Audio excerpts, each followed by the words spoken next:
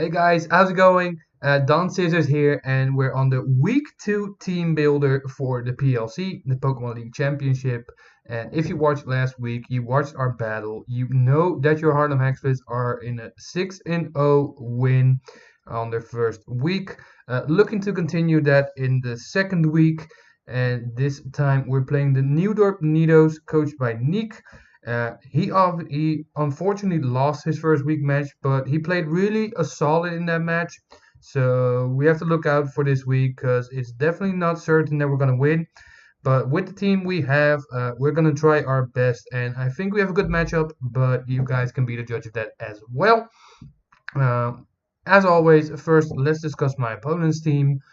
Really solid team in my book. He has Excadrill, Cresselia, Jolteon, Swellow, Ariados, Miltank, Mega Gardevoir, Shiftry, Terrakion, Dragalge, Magmortar, and Jellicent.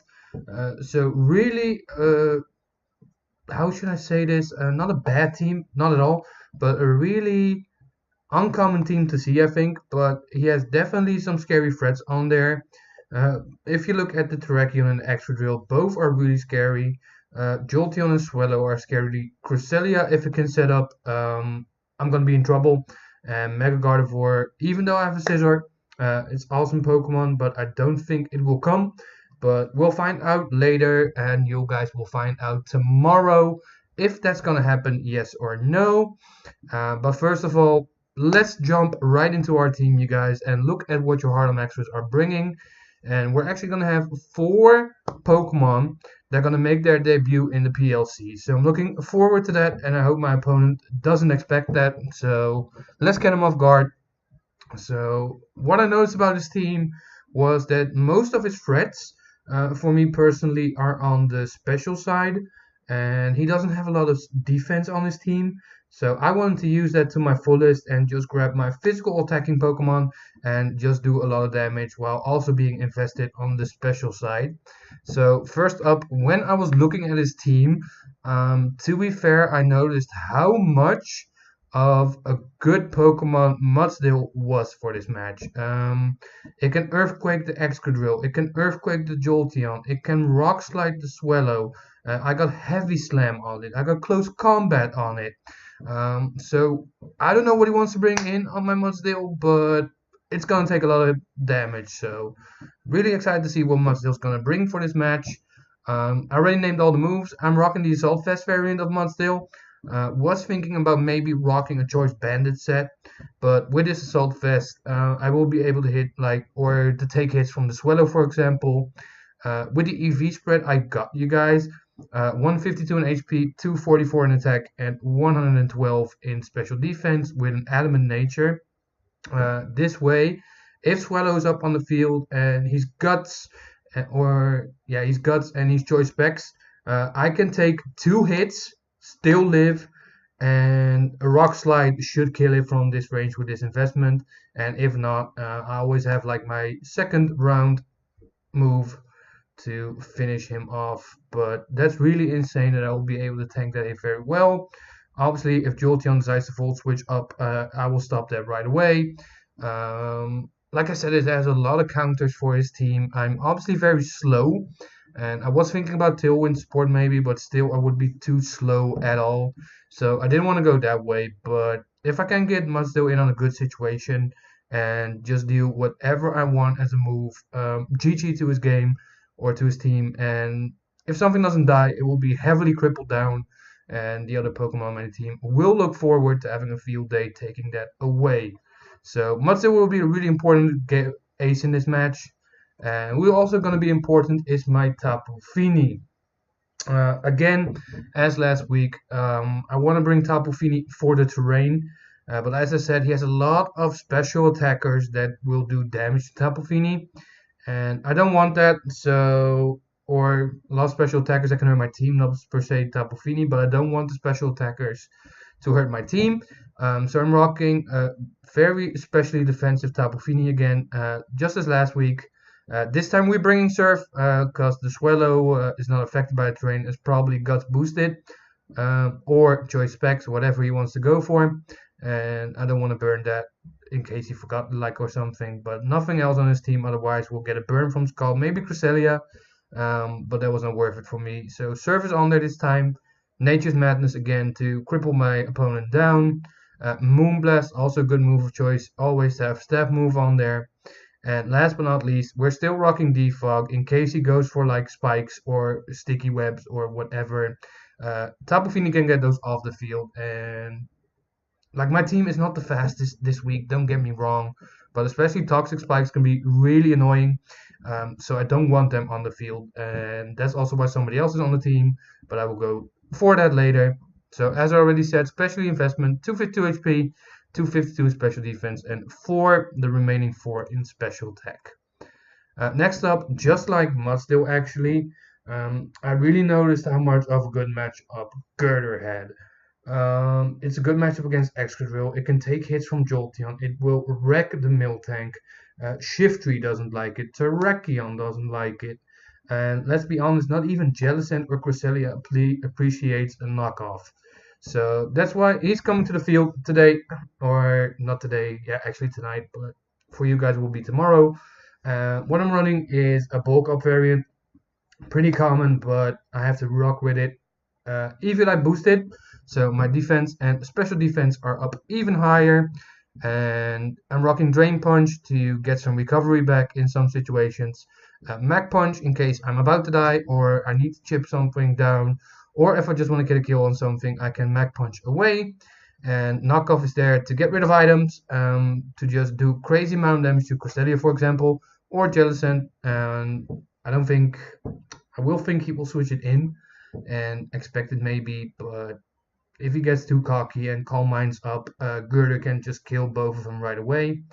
When we're looking at the EV spread, you guys, 252 in HP to maximize my bulk, 72 in special defense. With the Adamant Nature, I was calculating it, and with this spread, I was able to take 2 Psychic type hits from Cresselia, and that's going to be really important, I feel, so that's why I chose to go with this way. And the remaining 184 is in my attack stat. With a bulk up after that, it's going to be insanely high. And I would like to see what on his team would like to appreciate a knockoff or a drain punch or whatever. So that's why Girder is coming. I'm really looking forward to using this guy. I've used it in the past a couple of times. And it's a really bulky Pokemon. Really good Pokemon. It's like a mini version of Conkeldurr, I feel. And just really excited to see what it can do today in this match. 4th Pokemon of choice on this team.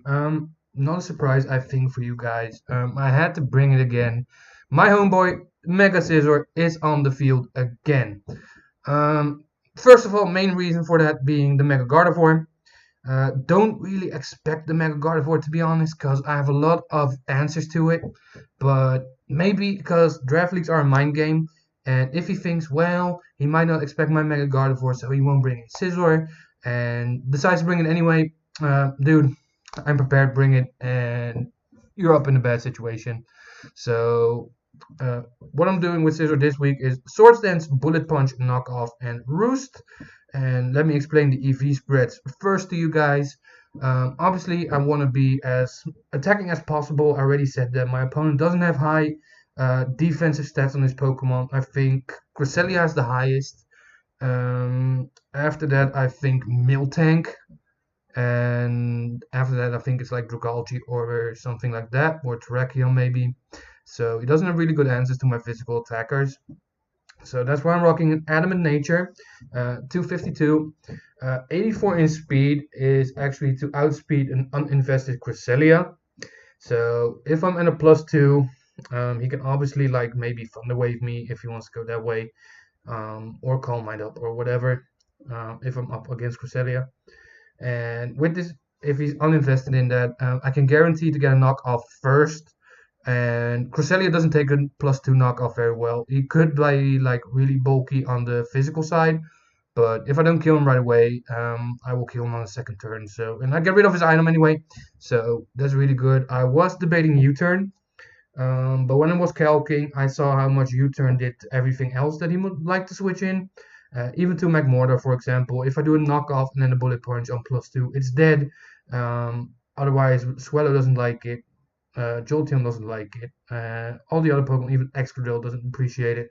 So that's why I decided to go for Knockoff instead of U-Turn this week. And Roost is there just mainly to, if I'm in a situation where I switch in and I first want to get some health back, I can just freely do that and my scissor will be at full. So that's scissor for you guys. Next up is Jazzy, the Ambipom. Really, really excited to see this one in action as well. Um, what I saw last week on his side is he has very speedy Pokemon, two of them with Jolteon and Swellow. So they can be huge threats if like Mudsdale is down already. And what I want with Ambipom is fake out momentum. Fake out will do an insane amount of damage to everyone on his team. Besides Jellicent, obviously, if he goes that way.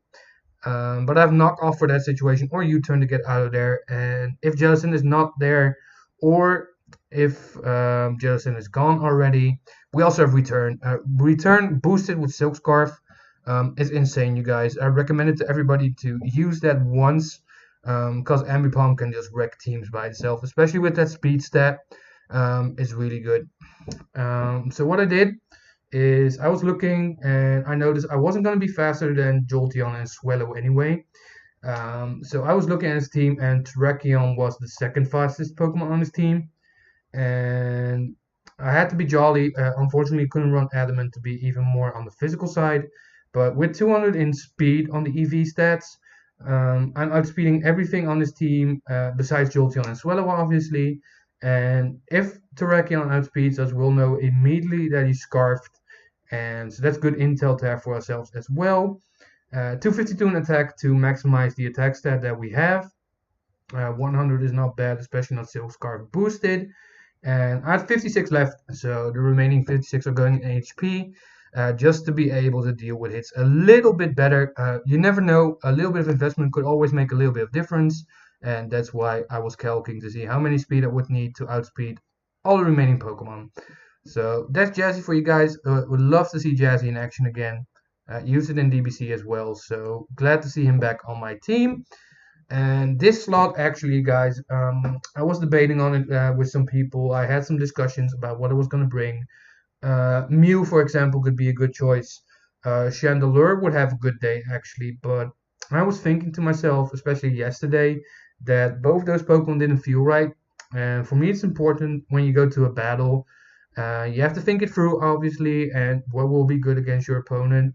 But also what your opponent think you will bring. To play those mind games. And I was thinking, well, he's gonna expect Mew maybe or Chandelure maybe a little bit more easier. Jolteon, for example, can have Shadow Ball on it, deal with it a little bit better. Boom Bursting Swallow can have a field day if it's Scrappy. But just having that option that he has to go for Scrappy already puts me in a good advantage, so he's not Guts boosted. So that's why in the end, when I was thinking about it, I decided to go with Electivire, making his debut on the squad.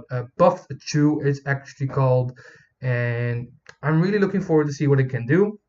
First of all, looking at the EV spread, you guys, I put 152 in speed with an Adamant Nature, Choice Scarf boosted with 152 in speed. I even outspeed Jolteon. So again, I outspeed everything on his team minus Scarfers. So if, for example, Jolteon outspeeds me or Swellow outspeeds me, we already immediately know that those Pokemon are Choice Scarfed, and that's really good intel to have. Or Terrakion, for example, but we will find that out in the match ourselves. Moveset-wise, we're rocking, or I should continue with EV spreads first because I was there and don't want to be all around field. So we put 252 in attack to maximize our attack stat. And same as with Jazzy, actually, we had 104 left. And I decided just to put that in HP to be a little bit more bulkier and to deal with those hits better. Moveset wise, we're rocking Wild Charge. In case like Excadrill is down, for example, we can just get a really powerful Wild Charge off. Volt Switch is there for momentum. We have to look out if Excadrill is there, obviously, but otherwise we can just Volt Switch away. Earthquake is there to deal with the likes of Jolteon, Excadrill, Magmortar, really powerful move. And Fire Punch was my last move of choice because he has a lot of fire weaknesses, as you can see on the screen already. Excadrill doesn't like that. Ariados doesn't like that. Shiftry doesn't like it. So that was my fourth move of choice to have. Could have put it on Girder as well, but I thought Cresselia is more likely to come in on Girder, and Fire Punch wouldn't do too much, and that's why I decided to go for knockoff on Girder actually, and ended up having Fire Punch on our Electivire. So that's our team of 6, you guys. You see the 12 Pokemon he has. What I think he's gonna bring, definitely see Jolteon and Swallow coming again. Cresselia will be a good choice. Magmortar I really see coming because of my Mega Scizor. Maybe Shiftry because he can expect Mew and Chandelure. And a Choice Scarf variant maybe. Or Life Orb could be really scary. Let's see, so that's 5. And last Pokemon could be either like maybe Ariados could be good. I don't think Miltank will come because he was using Miltank for Toxic Spread last week, and with Feeny on the squad, it's more likely for him not to go that way. So his last Pokemon could be either Ariados for those Toxic Spreads or Excadrill, I think, but he can also go like Miltank or Terrakion. So the last Pokemon I'm not really sure about, but those first 4 or 5 Pokemon will definitely come, in my opinion, I feel, but we always have to watch out for that. So that's our week 2 team builder, you guys. Leave a like on this video and leave a comment as well what you think of this team. Will we be able to get a second win and maybe a second 6-0? I don't really care if we get a 6-0. I just really want to win. That's the most important thing to me. And tomorrow the match will be up, so show your support for your Harlem Haxorus, my bad. And thank you very much for watching this video, and I hope to see you on the next one. Bye bye.